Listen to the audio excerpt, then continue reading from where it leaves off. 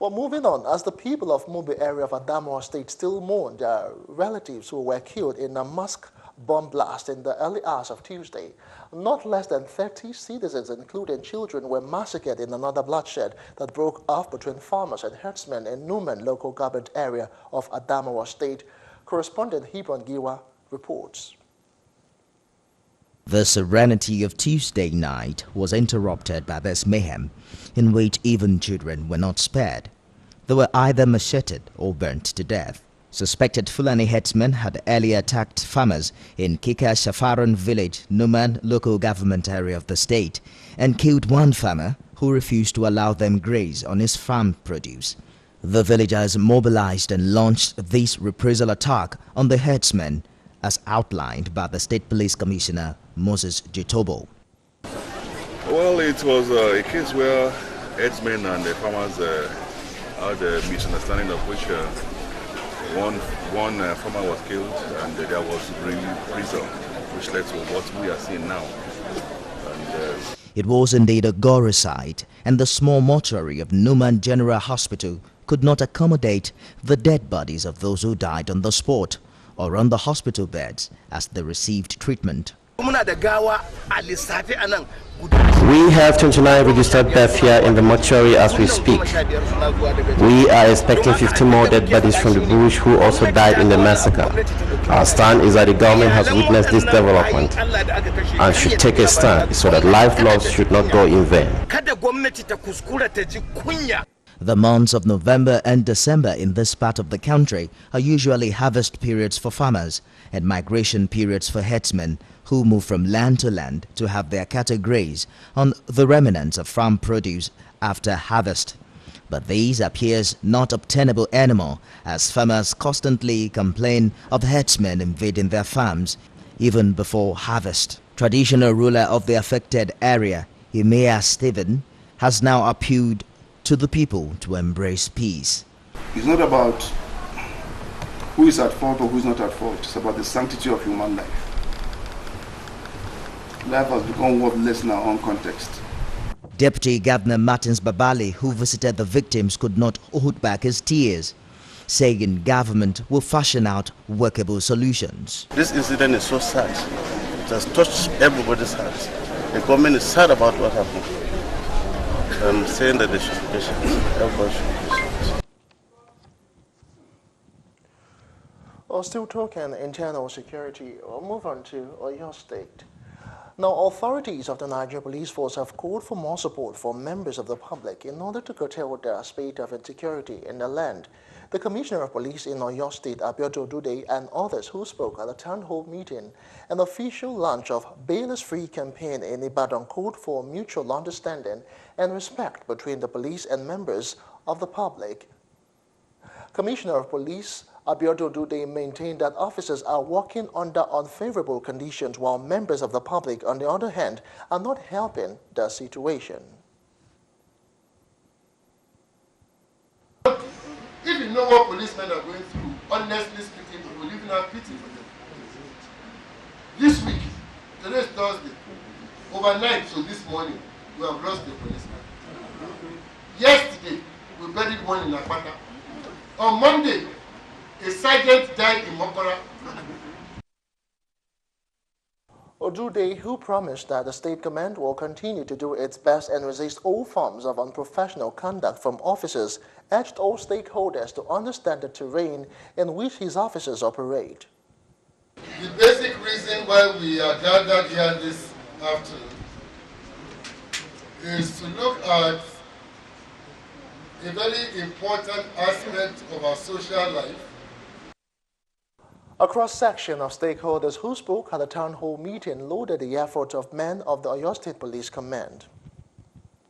If you talk ill of police, if you go against police, whenever the need arises, go and employ the services of the criminals.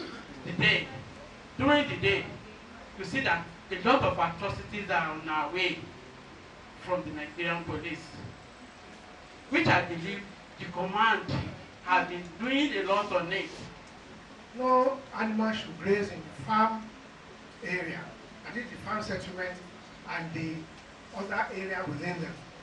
But since then, there has not been any serious adaptation to that communique. In another development, police in Makurdi, the Benue State capital, has arrested and paraded some suspected armed robbers, 3 drivers of a transport company and a receiver agent for attempting to sell its vehicle. The police image maker ASP Moses Yamu explained how the vehicle said to have allegedly been stolen at gunpoint in Aliade was found and recovered in Kaduna by operatives of the Special Anti-Robbery Squad, SARS. Was the one that took the vehicle to Abuja. This was the driver of the bus, the original bus driver. As you can see, the bus is purely white now, but it was initially carrying a Benue Links inscription. The suspect narrated how they perpetrated the crime. The vehicle. No, Mr. Asen only told me that I should stay with the vehicle. After the fire calmed down for the case, they will now come down to where I am, and then I feel very bad challenge as a person this kind of situation. On Saturday when they brought this car, I see the traces of the sandpaper on the car. When some little reddies, they don't come out it with thinner and sandpaper. And then I asked them that which painter is working on this car before, and then why the sandpaper and ID. This man not tell me, this yellow guy, not tell me that is the Oga telling him to come spray it. Meanwhile, 2 other armed robbery suspects were also arrested. One of them found with a pistol who relapsed after his release from jail said he felt sorry and wished to be forgiven. Get one of my brother, this man called and say one of them want to get work, say no go do the work. So as we go enter there, they carry this matter table us, one man say 7 bags, so I been saying no go collect the money. We they come back. From robbery? We're coming back. From where? On Sunday, we all not go. Soluto side. What did I go do for them? Now the 5 week now we go. Not to go robbery? Yes, sir. The police image maker called on the public to avail their security agencies with useful information, particularly during this season. The message this period is that I will advise the members of the public to be more security conscious, because it's a period where that it's common that crime do rise because of people unsatiable lust of getting money to maybe celebrate the Yuletide.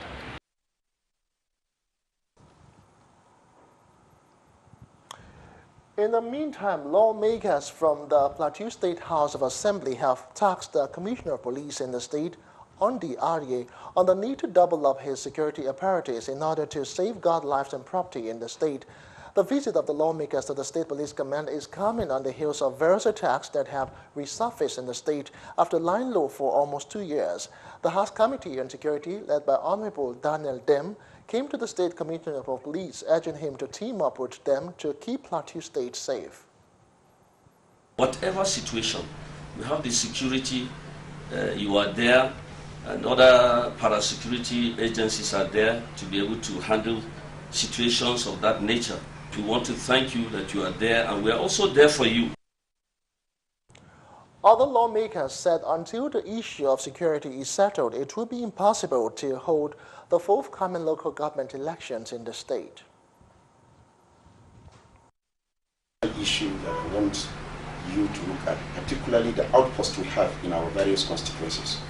It appears we have fewer number of staff, police staff, in most of the outposts. Without peace in the Plateau State, the election that is forthcoming cannot take place.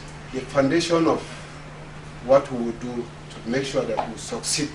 Decisions to play by the rules. It is a game. There must be a winner, there must be a loser. And back here in Lagos, no fewer than 10,000 unemployed residents would be trained in the Lagos State Employability Support Project, meant to help the people achieve their dreams. The project was put together by the Lagos State Employment Trust Fund and in collaboration with the United Nations Development Program. Executive Secretary of the State Employment Trust Fund, Akintunde Oyebode, who spoke with newsmen on the initiative, said the project is part of the state government intervention scheme meant to tackle unemployment problem in the state. Very important program designed to train and place unemployed Lagos residents in various technical and vocational jobs. So the program is really designed to improve technical and vocational education outcomes. And we're doing this in partnership with the United Nations Development Program, UNDP. And we focused on, in the first phase, on five sectors. So there's manufacturing, construction, hospitality, entertainment, and healthcare. And our overall outcome is to be able to train approximately 10,000 people with a mandate to place at least 60% of them immediately after the training. He said apart from the flagship program and the Lagos Innovation meant to encourage young people or entrepreneurs, the state will train unemployed residents in vocational and technical jobs. To be brief, it's two things. One is to improve the quality of technical and vocational education outcomes. So improve the quality of our builders, our plumbers, our tilers, our garment manufacturers, etc. So that's one goal. The second goal is also to create the much needed linkage between the employers and the interventions. Some of the beneficiaries of the support project commended the initiative of the Governor Kyomi Ambode-led administration for the gesture.